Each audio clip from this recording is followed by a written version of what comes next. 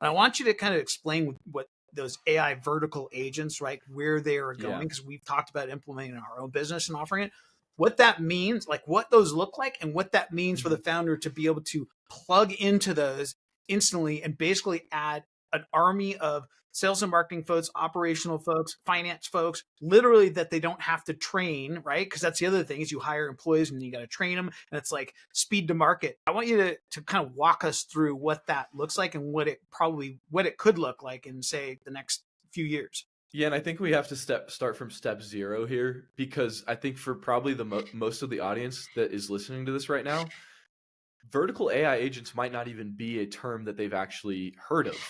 And so I think the best analogy that I can give to explain what a vertical AI agent is back, everybody knows, there was kind of the SaaS revolution back a few years ago where companies built out software as a service products that filled very specific niche.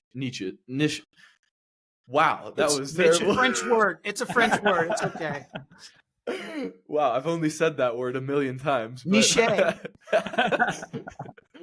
So these software companies, they built out specific problems to solve very specific problems. So if we think of Calendly is a perfect example of a SaaS. They went and they built a scheduling tool, and all they do is scheduling.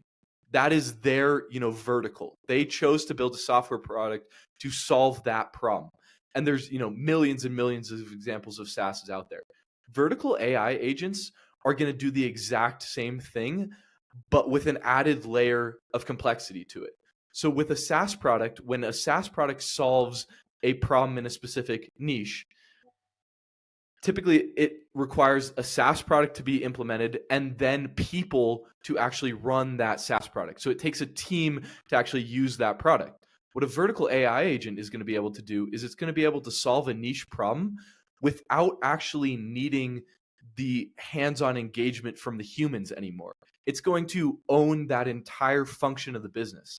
And so how this applies to a solo founder who has problems with everything and they're trying to do a million things at once is, if we look at the core functions of what you need to do in your business when in the early stages, you need to market. So you need to find ways to get in front of people. You need to bring leads in. You have to be able to sell. You have to take those leads and bring them throughout the sales process and get them to the finish line. And then, fundamentally, you have to be able to deliver your product or service for the clients that actually buy. And so what you can do as a solo founder is you can actually find each of those specific functions that you're doing in the sales process, the marketing process, the delivery process, and you can use AI agents to actually automate each of those functions. And so if we think about the marketing side, a big part of that is market research.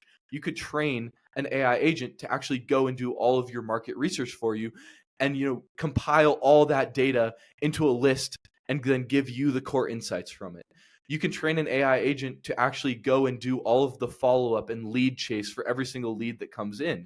You can train an AI agent to go and do all of the prospect research for every single prospect that's a part of your sales process.